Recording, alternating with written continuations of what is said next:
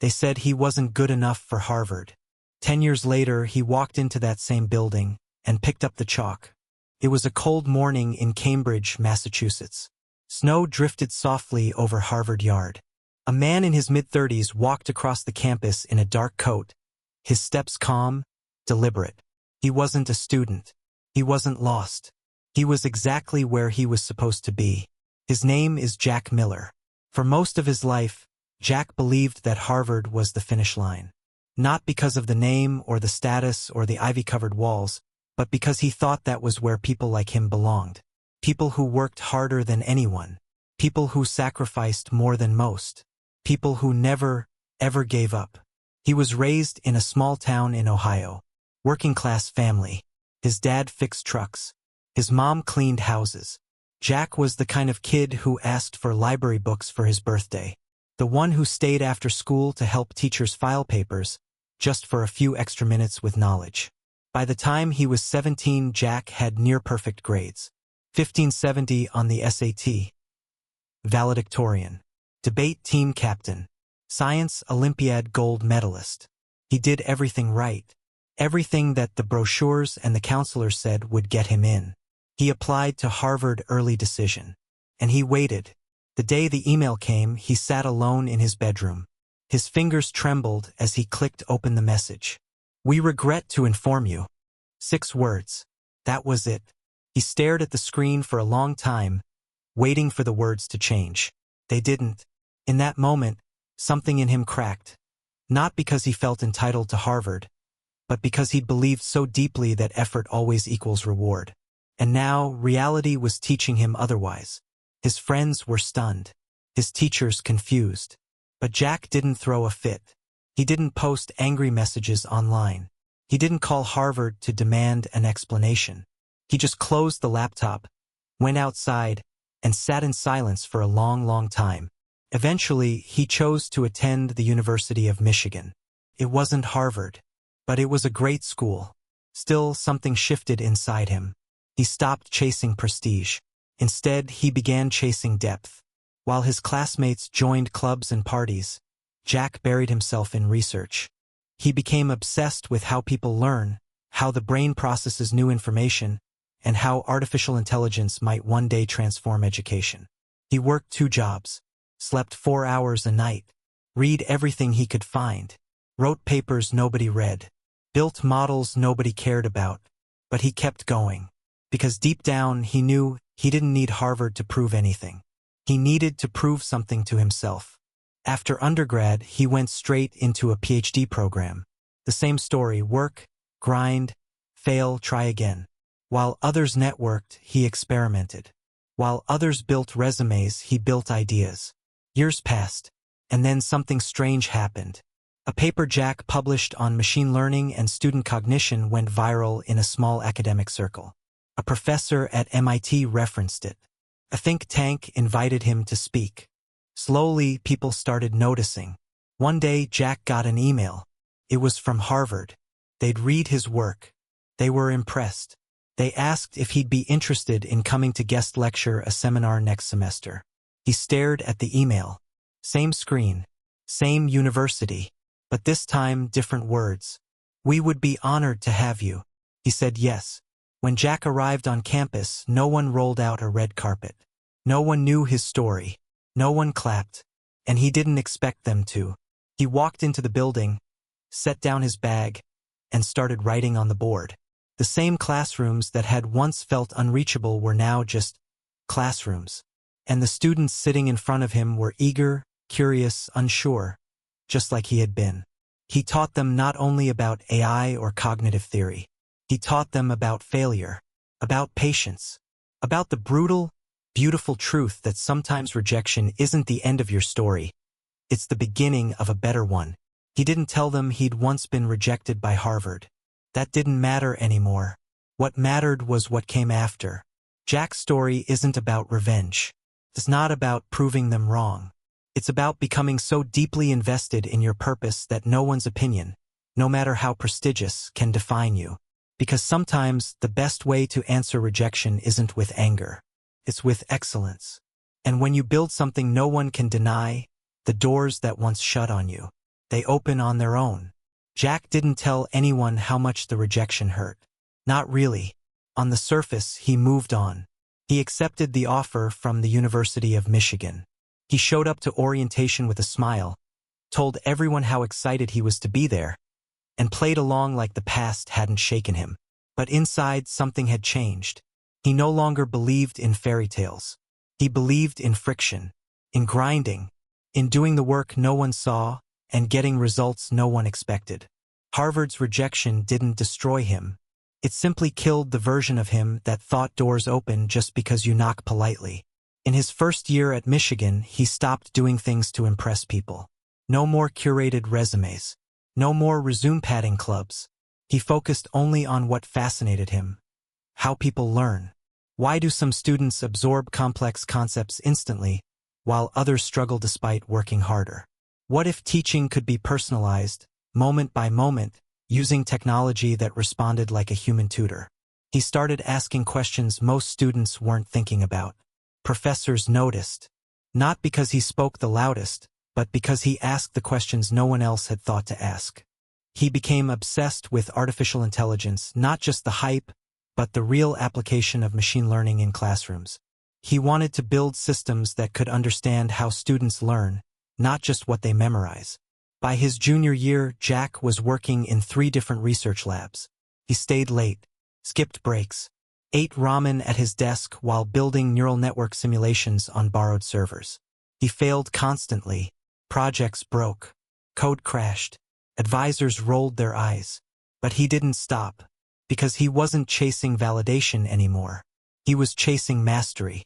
By senior year, Jack had published his first peer-reviewed paper, a model that predicted a student's risk of academic failure using non-traditional indicators like engagement patterns and time-of-day productivity. It wasn't revolutionary, but it caught the eye of a postdoc at Stanford. They connected, collaborated, and suddenly Jack wasn't just a student anymore. He was a researcher being taken seriously. He applied to 5 PhD programs. All accepted him. He chose MIT. He didn't tell anyone that he'd once been rejected by the school just across the river. At this point, it didn't matter. What mattered was what came next. Grad school was brutal. The hours were inhumane. The pressure relentless. But by now, Jack had calluses.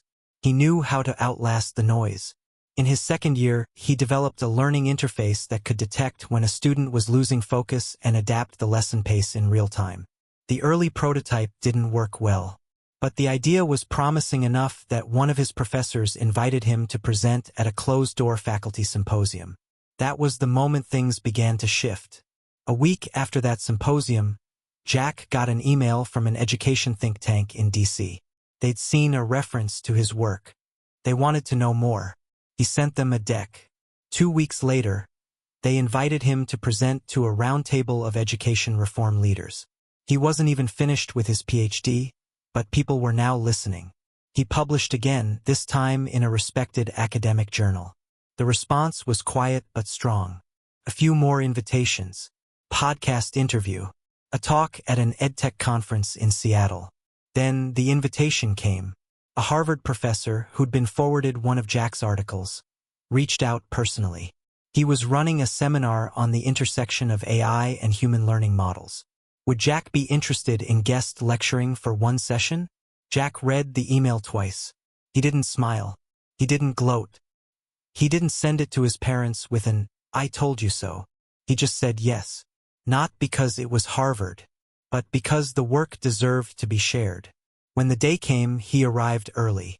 Sat in the back of the lecture hall watching the students file in. They looked exactly how he remembered. Young, eager, confident but unsure. Exactly like he'd been. He stood up, introduced himself, and began. For 90 minutes he taught not just theory but story. He walked them through failure points in design, in learning curves, in human cognition. He showed them mistakes he'd made. Explained the systems he'd tried to build that fell apart. Then the ones that didn't. The students didn't check their phones. They asked real questions. They stayed after class to talk. And Jack realized something he hadn't fully accepted until that moment. It was never about Harvard. It was about becoming the kind of person who could serve the world at that level. with or without an invitation. The rejection, as painful as it was, had pushed him off the conveyor belt of impressive. It forced him into the wilderness. And that's where he'd found something real. When class ended, he gathered his notes. Walked out quietly. No fanfare. No cameras.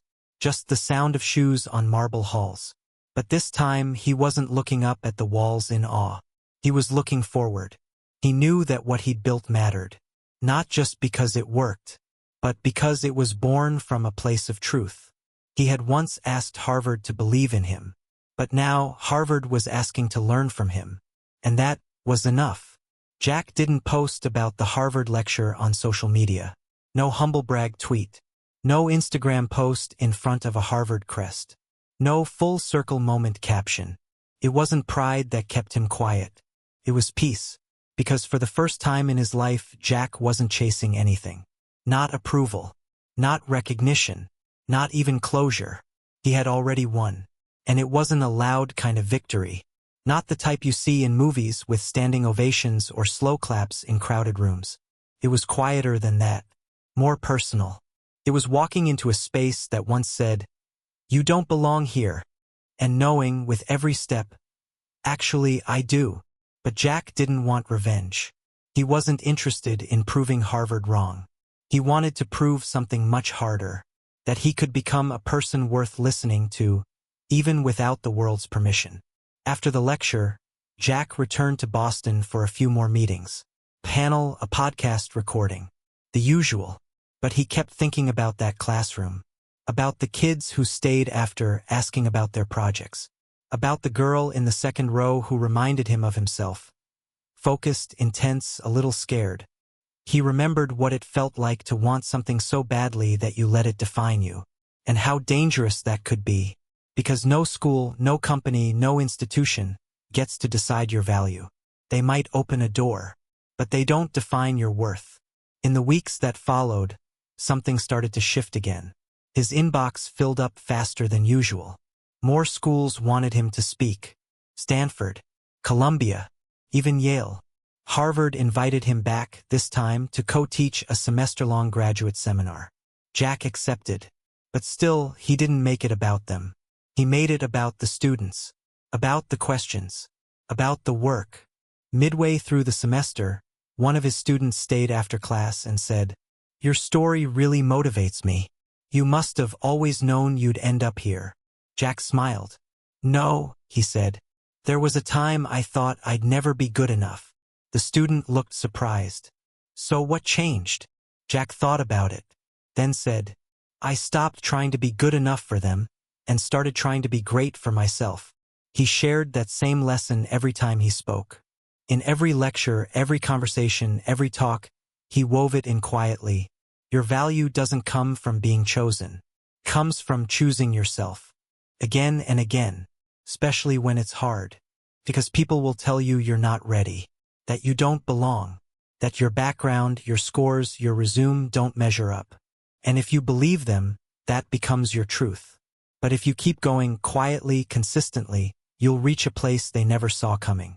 Years later, Jack would go on to build one of the most widely used AI learning tools in the US. He'd speak on stages he once only watched on YouTube. He'd publish a best-selling book. He'd mentor hundreds of students. But none of it was sweeter than that first day back in that Harvard classroom. Because it wasn't about the school. It was about who he had become in the 10 years between rejection and return. He once believed that success was about being seen. But he learned it's really about what you do when no one's watching. It's the late nights, the quiet decisions, the invisible hours when you choose the harder path again and again, for no other reason than because you believe something better is possible. Jack's story isn't just about Harvard. It's about all of us. Everyone who's ever been told, "You're not enough." Everyone who's opened that rejection email. Everyone who's been passed over, underestimated, dismissed. It hurts. It always will. But what matters is what comes next. Will you stop? Will you shrink? Will you let them be right? Or will you use it? Will you take that pain and turn it into fuel? Will you go build something so undeniable that they'll have no choice but to notice? And when they finally do, Will you still need their validation? Or will you already be free? The world is full of gates, and gatekeepers, and long lists of reasons why you don't make the cut. But here's the truth no one tells you. You don't need their gate. You can build your own. And when you do, others will come through it. Because you opened a door they couldn't. That's what Jack did. That's what you can do too. So if you're watching this and you're feeling like you're behind, like you missed your shot, like the door you wanted most just slammed in your face, I want you to hear this. You are not done. You are not lost. You are not small. You're just at the beginning of a different story. And maybe, just maybe, it's better than the one you thought you wanted. Because sometimes the dream doesn't die. It just comes back 10 years later, knocks on your door, and asks if you're ready to teach it something.